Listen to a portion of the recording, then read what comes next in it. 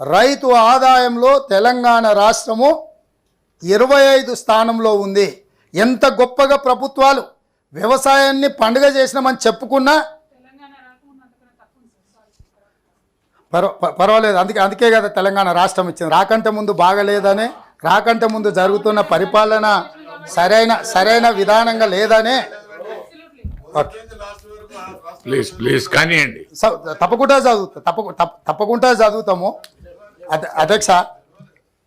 ఈ తెలంగాణ రాష్ట్రం వచ్చిన 10 సంవత్సరాల తర్వాత కూడా తెలంగాణ రైతుల యొక్క ఆదాయము 25వ స్థానంలో ఉంది. ఇది శోచనీయము. దీన్ని పాలకులు అర్థం చేసుకొని జరిగిన తప్పిదాన్ని ఆలోచన చేస్తే బాగుంటుంది. దేశంలో అత్యధిక ఆదాయం ఉన్న రాష్ట్రం మేఘాలయ, 29,348 రూపాయలు. అంత చిన్న రాష్ట్రం కూడా మేఘాలయ కూడా మొదటి స్థానంలో ఉంటే తెలంగాణ రాష్ట్రం 25వ స్థానంలో ఉంది అధ్యక్ష. సరే, వాళ్ళకి బాధగా ఉండొచ్చు, నిజాలు చెప్పినప్పుడు వాళ్ళ బాధను నేను కూడా అర్థం చేసుకోగలను, కాబట్టి వాళ్ళ ఆవేదనని. అదేవిధంగా అధ్యక్ష, విద్యుత్తు తలసరి వినియోగంలో రాష్ట్ర ప్రభుత్వం మొదటి స్థానంలో ఉందని పదే ఈ ప్రభుత్వం చెప్పుకుంటూ ఉంటుంది. అది కూడా శుద్ధ అబద్ధం అధ్యక్ష. ఇది నేను చెప్పడం లేదు అధ్యక్ష. సెంట్రల్ ఎలక్ట్రిసిటీ అథారిటీ వార్షిక నివేదిక 2023లో స్పష్టంగా ఏ రాష్ట్రాలు తలసరి విద్యుత్ వినియోగం ఎంతుందో నివేదిక ఇచ్చిండ్రు. 2023 నివేదిక ప్రకారము తెలంగాణ రాష్ట్రం విద్యుత్ తలసరి వినియోగంలో 10వ స్థానంలో ఉంది అధ్యక్ష. ఇంతకాలం ఈ ప్రభుత్వం అబద్ధాల పునాదుల మీద ప్రజల్ని మభ్యపెట్టే ప్రయత్నం చేసిండ్రో అది కూడా తప్పు. మొదటి స్థానంలో యూనియన్ టెరిటరీస్ ఉన్నాయి అధ్యక్ష. యూనియన్ టెరిటరీస్ అండ్ రాష్ట్రాలు కూడా, వివిధ రాష్ట్రాలు కూడా, గోవా, పంజాబ్, ఒడిశా, గుజరాత్, ఛత్తీస్గఢ్, హర్యానా, పుదుచ్చేరి, డయ్యూ డామన్, దాద్రా నగరి హవేలీ మొదటి స్థానంలో ఉంటే మనం 10వ స్థానంలో ఉన్నాం అధ్యక్ష. ఈ రాష్ట్రాలన్నీ మనకంటే ముందు ఉన్నాయి. కాబట్టి విద్యుత్ వినియోగంలో తలసరి వినియోగం మన మొదటి స్థానంలో ఉన్నది అనేది తప్పు. సో అది కూడా నేను చెప్పదలుచుకున్నాను అధ్యక్ష. అదేవిధంగా అధ్యక్ష, రైతులను వ్యవసాయాన్ని పండుగ చేసినామని చెప్తున్నారు అధ్యక్ష. నేషనల్ క్రైమ్ రికార్డ్ బ్యూరో ప్రకారం ఈ 10 సంవత్సరాల మొదటి 2 స్థానాలలో తెలంగాణ రైతు ఆత్మహత్యలలో ఉన్నది అధ్యక్ష. ఇది నేను చెప్పలే, national crime record bureau government of India నుంచి వచ్చే నివేదికలో తెలంగాణ రాష్ట్రానికి 2వ స్థానం ఉంది రైతుల ఆత్మహత్యలలో. కాబట్టి రైతు ఆత్మహత్యలలో 2వ స్థానంలో ఉన్న తెలంగాణ రాష్ట్రం, ఇక్కడ నిన్నటి వరకు ఏలిన పాలకులు అద్భుతాలు సృష్టించడం, రైతులను ఆదుకున్నామని చెప్తున్నది కూడా శుద్ధ అబద్ధం అని చెప్పి మీ ద్వారా నేను తెలంగాణ ప్రజలకు చెప్పదలుచుకున్న అధ్యక్ష. అదేవిధంగా అధ్యక్ష, ఈ ప్రభుత్వం రైతు బీమా పథకం తెచ్చినాం. ఇది అద్భుతం. రైతు బీమా పథకం ద్వారా మేము రైతులందరినీ ఆదుకుంటున్నామని. నిజంగా అధ్యక్ష, ఈ ప్రభుత్వం ఎప్పుడు కూడా they have not applied their mind. రైతులను ఆదుకోవడానికి, రైతుల యొక్క ఆదాయాన్ని పెంచడానికి, రైతు గౌరవంగా బ్రతకడానికి అవసరమైన ప్రణాళికలు, చర్యలు చేపట్టలేదని నేను చెప్తున్నా. 2018లో ఈ ప్రభుత్వం రైతు బీమా పథకాన్ని తీసుకొచ్చింది అధ్యక్ష. 2018 ఆగస్టు 15 నుంచి 2018 ఆగస్టు 15 నుంచి 2023 ఆగస్టు 15 వరకు రైతులు వీళ్ళ అధికారిక లెక్కల ప్రకారం రైతులు చనిపోయిన వాళ్ళు ఏ వయసు రైతులు అధ్యక్ష? 18 సంవత్సరాలు నిండిన వాళ్ళు, 60 సంవత్సరాలు లోబడిన వాళ్ళు, అంటే ఆల్మోస్ట్ యుక్త వయస్కులు. ఇందులో ఎవరు ముసలోళ్ళు కానీ, కాలం తీరో, వయసు మీరో చనిపోయిన వాళ్ళు కాదు. ఎంతమంది చచ్చిపోయినారు అధ్యక్ష? ప్రభుత్వ లెక్కల ప్రకారం 1,21,965 మంది చచ్చిపోయారు అధ్యక్ష. కుంగిపోయి ఎందుకు పనికి రాకుండా అయిపోయిందో మిమ్మల్ని అందరినీ తీసుకెళ్ళి చూపిస్తాము. మీరందరి సూచనల మేరకే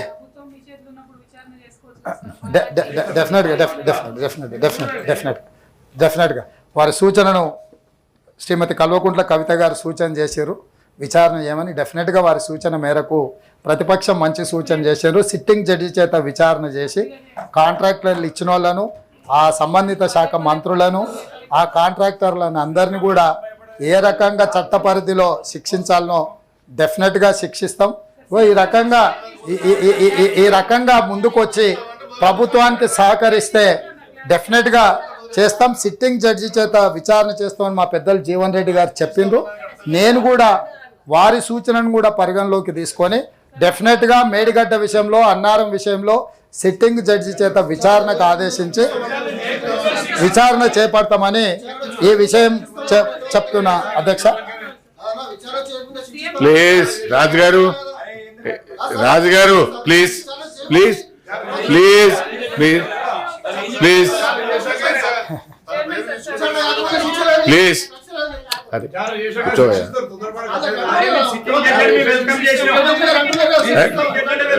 మధు గారు అక్కడ మాట్లాడుతున్నారు, కూర్చోవయ్యా. అక్కడ మాట్లాడుతుంది కదా, అదే మీరు. అధ్యక్ష ధన్యవాదాలు. నేను పర్మిషన్ ఇస్తున్నానమ్మా. అధ్యక్ష permission. Thank you sir, thank you ధన్యవాదాలు అధ్యక్ష. గౌరవ ముఖ్యమంత్రి వర్యులు పదే పదే చెప్పిందే చెప్తూ మేడిగడ్డలో కానీ అన్నారంలో కానీ చాలా ఘోరాలు జరిగిపోయినాయని చెప్తా ఉన్నారు అధ్యక్ష. వారి చేతిలో ప్రభుత్వం ఉన్నది. టెక్నికల్గా నిపుణులు చేయాల్సినటువంటి పని ఎమ్మెల్సీలను తీసుకుపోవడం, ఎమ్మెల్యేలను తీసుకుపోవడం అదే టూరిస్ట్ స్పాట్ కాదు కదా సార్. మేము చేసినటువంటి ప్రగతిని చూపించడానికి ఖచ్చితంగా తీసుకెళ్ళాం. ఇవాళ తప్పు జరిగితే తప్పు నిర్ధారించాల్సింది మనం కాదు, నిపుణుల ఆధ్వర్యంలో కమిటీలు వేయండి, ఖచ్చితంగా నిర్ధారించండి. ఏ పరీక్షకైనా సిద్ధంగా ఉంటాం, అందులో ఎటువంటి అనుమానం లేదు. Thank you sir. గౌరవ ముఖ్యమంత్రి గారు ప్లీజ్, ముఖ్యమంత్రి గారు చెప్తున్నారు కదా సార్. నేను అనేది ఏంటంటే ఇక్కడ ఉన్న సభ్యులకు కొన్ని అపోహలు ఉన్నాయి, కొన్ని అనుమానాలు ఉన్నాయి. నా సహచర సభ్యులకు అపోహలు అనుమానాలు ఉండొద్దు.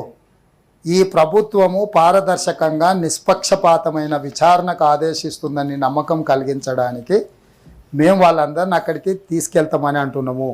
మిగతా సభ్యులకు అవకాశాన్ని కల్పిస్తే ఆ సభ్యురాలు గారికి ఏం అభ్యంతరమో నాకైతే తెలియదు. ఒకవేళ వాళ్ళ పార్టీ విధానమే ఇదైతే వాళ్ళ పార్టీ అధ్యక్షుడు ప్రకటిస్తే ఆ పార్టీ సభ్యులు రాకపోయినా సరే మిగతా పార్టీ సభ్యులందరినీ కూడా నేను తీసుకొని వెళ్తాను. ఏ విచారణైనా విచారణ తర్వాత విచారణలో తేలిన అంశాల ప్రాతిపదికన కారణం ఎవ్వరని తెలిసిన తర్వాతనే భారత రాజ్యాంగంలో శిక్ష ఉంటుంది. నచ్చితే నజరానా, నచ్చకపోతే జుర్మానా విధానం ఈ ప్రభుత్వంలో ఉండదు. గతంలో ఏమన్నా అట్లాంటివి ఉన్నా ఇప్పుడు అట్లాంటివి జరగవు. కాబట్టి ఎవరు భయపడాల్సిన పని లేదు, ఆందోళనతో కుంగిపోవాల్సిన అవసరం లేదు. నిష్పక్షపాతమైన విచారణ చేసి చర్యలు తీసుకుంటాను మీ ద్వారా సభ్యులకు నేను మాటిస్తున్నాను. అదేవిధంగా పెద్దలు జీవన్ రెడ్డి గారు ఒక కీలకమైన అంశాన్ని లేవనెత్తినారు. తెలంగాణ ఉద్యమంలో ఇది కూడా ఒక ఉత్ప్రేరకము. నిజాం ప్రారంభించిన చక్కెర కర్మాగారాలు రకరకాలుగా సమస్యలను ఎదుర్కొని మూతబడి హామీలు ఇచ్చిన వాళ్ళు కూడా అది అమలు చేయకపోవడంతో ఎన్నికలలో చేదు అనుభవాలు చూసి వీటన్నిటిని చూసినాం. నా పాదయాత్ర సందర్భంగా అక్కడ రైతులను వారి నాయకత్వంలో కలిసినాము. మా ప్రభుత్వము నిజాం చక్కెర కర్మాగారాలను తిరిగి ప్రారంభించడానికి కట్టుబడి ఉన్నది. ఈ విషయంలో ఎలాంటి సమస్యలు అడ్డంకులు రాకుండా ఉండడానికి డెఫినెట్గా ఆఫీసర్స్ కమిటీ అదేవిధంగా మినిస్టర్స్తో కూడుకున్న ఒక కమిటీని వేసి వాళ్ళ నుంచి నివేదిక తెప్పించి ఆ నివేదిక ద్వారా వారు ఇచ్చిన సూచనల మేరకు తప్పకుండా తిరిగి ప్రారంభిస్తాము. ఇది మా ప్రభుత్వం యొక్క గ్యారంటీ. గతంలో ఇచ్చినాం, ఇప్పుడు కూడా ఆ గ్యారంటీ కట్టుబడి ఉన్నాం. మేనిఫెస్టోలో కూడా మేము స్పష్టంగా చెప్పినాం సార్. అది ఎందుకంటే ప్రజాస్వామ్యయుతంగా ఎన్నికైనటువంటి క్రితం ప్రభుత్వాలను చాలా దారుణమైనటువంటి రీతిలో గవర్నర్ గారి అడ్రస్లో పొందుపరచడం జరిగింది సార్. ఆ పదాలను డెఫినెట్గా అన్పార్లమెంటరీగా ఉన్నాయి, వాటిని తొలగించాలని చెప్పి I want to press the amendment sir unless the government comes forward to request. Endukante this is the first day under honorable CM request, we will not withdraw sir, because he has to be responsible. The language used in yesterday's governor's speech is not acceptable to our party and people of Telangana also sir. చెప్తారా ముఖ్యమంత్రి గారు? In the spirit of cooperating with the government, although we do not agree with whatever honorable governor has said, it is really not in good spirit.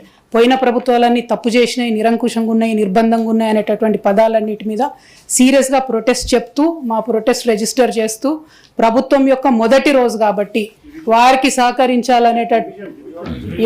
లేదమ్మా. ప్రభాకర్ గారు you are not అమైండెడ్. నేనేమంటున్నాడనా please.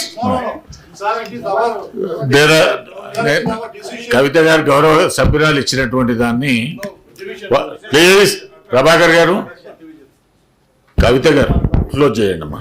Sir ఒకటి sir, ఇప్పుడు సరే with in the party with in the party there is a discussion. మాది majority ఉంది sir ఇక్కడ, ఇంట్లో పెద్ద ఆలోచన ఏం లేదు. మేము గట్టిగా అమెండ్మెంట్ ప్రెస్ చేసి ఓటింగ్కి పోతే గెలిచేది మా తీర్మానమే ఉంటుంది.